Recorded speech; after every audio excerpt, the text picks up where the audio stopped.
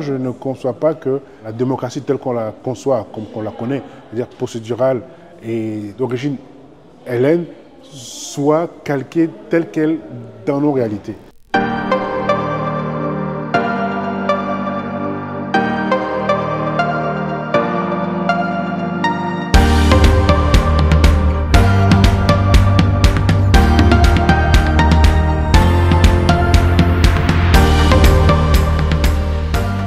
Bonjour Monsieur Mamadou Djimtebay.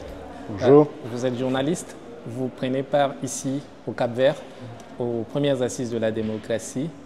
Est-ce que vous pouvez nous parler de votre expérience dans le domaine de la démocratie?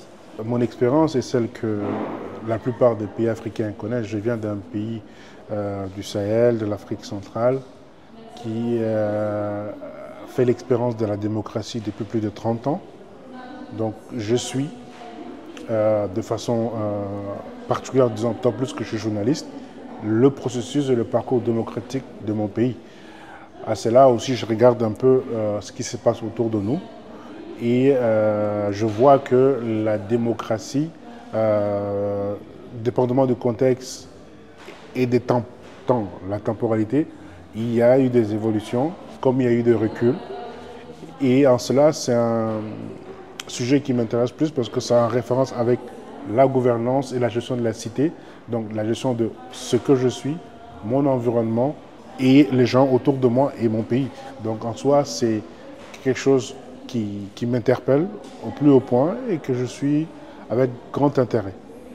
Alors, ici, au sein de la Fondation de l'innovation pour la démocratie, on parle beaucoup justement d'une démocratie substantive. Est-ce que cela a un sens pour vous ou quelle est votre compréhension de ce concept-là de démocratie substantive?